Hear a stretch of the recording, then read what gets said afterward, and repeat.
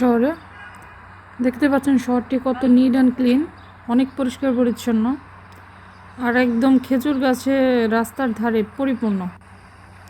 যেখানে যাবেন শুধু আমার কাছে মনে হচ্ছে যে শুধু খেজুর গাছ আর খেজুর গাছ। বাংলাদেশে যদি এই খেজুর গাছগুলো থাকতো, আমার মনে হয় রস বিক্রি করে বাংলাদেশ ধনী হয়ে যেত। তো এখন আমি যাচ্ছি মূলত একটু সমুদ্র পাড়ে। তো আপনারা দেখতে পাচ্ছেন এখানে আমি যাচ্ছি, একটি মাঠ দেখা যাচ্ছে। এদিকের মানুষগুলো সবসময় বেশিরভাগ আপনার বিকেলবেলা বের হয়, সন্ধ্যার দিকে। সারা রাত্রি এরা গাড়ি নিয়ে ঘুরে। দিনের প্রচুর রৌদ্রের তাপ থাকে, এর জন্য দিনের বেলায় মানুষ খুব একটা বের হয় না প্রয়োজন ছাড়া। তো আমরা যেখানে থাকি, মানে আমাদের যে রুমটা, সেখান থেকে সমুদ্রটা খুবই কাছে, হেঁটে যেতে 4-5 মিনিটের মতো লাগে। তো এটি হচ্ছে একটি পার্ক। তো এখানে শিশুরা রাত্রেবেলায় সন্ধ্যার দিকে এখানে খেলে। তো ইনি হচ্ছে আমার প্রিয়জন। তো আমরা একটি ভিডিও করছি, তো ওকে একটু বললাম যে তুমি আমার ভিডিওতে আসো, এর জন্য একটু আসছে। তো এখানে দেখতে পাচ্ছেন এই যে সৌদির ছেলেগুলো ফুটবল খেলছে। বিভিন্ন জায়গায় এই বাচ্চাগুলো সৌদির, ওরা ফুটবল খেলা খুব পছন্দ করে। তো আমরা হেঁটে চলেছি, যে এখান থেকে দেখাই যাচ্ছে দেখুন একদম সমুদ্র।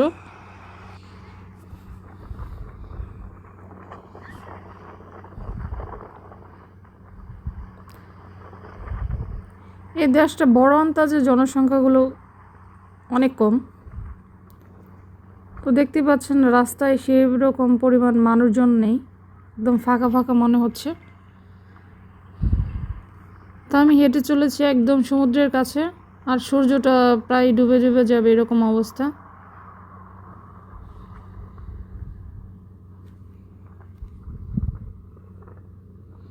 তো আমি রুট ক্রস করে এখন পানির কাছে এগিয়ে যাচ্ছি।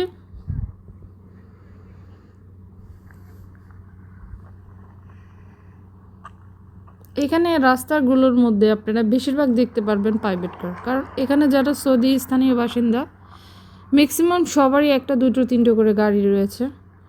আমি আসার পর শুধু প্রাইভেট কার ছাড়া অন্য কোনো গাড়ি আমার চোখে পড়ে নাই বললে হয়। এত সুন্দর একটা ওয়েদার, কি বলবো, মানে আমার অনেক কপাল ভালো যে আমি এরকম একটা দেশে আসছি। আর পরিবেশটা খুবই সুন্দর, আর অনেক বাতাস। মন যদি হাজার খারাপও থাকে, এই বাতাসের মধ্যে দাঁড়ালে আমার মনে হয় অল্পতেই তার মন একদম শান্তিতে ফুরফুরা হয়ে যাবে। আর এখানে যে গোল গোল দেখছেন বলের মতো, এগুলো বসার প্লেস, বসার জন্য একটি প্লেস তৈরি করে দিয়েছে।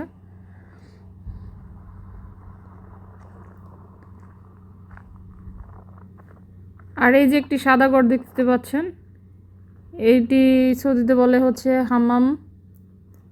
তো এখানে একটু পরপরই একটি করে ওয়াশরুম রয়েছে। এত বাতাস, আমি আসলে বরকাটা ধরিয়ে রাখতে পারছি না, নিকাবটা, প্রচুর বাতাস এখানে।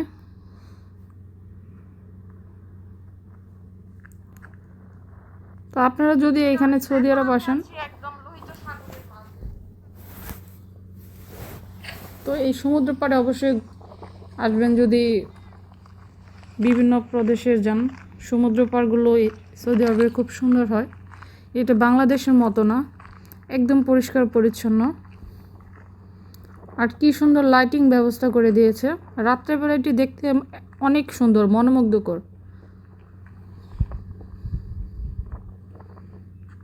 দেখতে পাচ্ছেন মানুষের সংখ্যা খুবই কম। আমার কাছে মনে হচ্ছে গাড়ির সংখ্যা খুব বেশি, শুধু প্রাইভেট কার।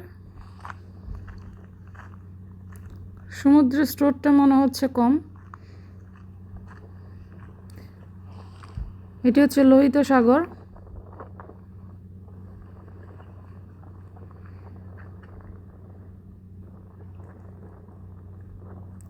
যেহেতু আমার বাসার এটি খুবই কাছে, আমি মাঝে মধ্যে এখানে আসব, আর আপনাদের নতুন নতুন ভিডিও উপহার দিব এখান থেকে। আমি যে বাসাটা থাকি, এই বাসা থেকে এই সমুদ্রটা দেখা যায়, খুবই কাছে এখানে আমার বাসা থেকে। আর আর পরিবেশটা সুন্দর, খুব সুন্দর মাশাল্লাহ। আর একটু পরপরই ডাস্টবিন দেওয়া আছে।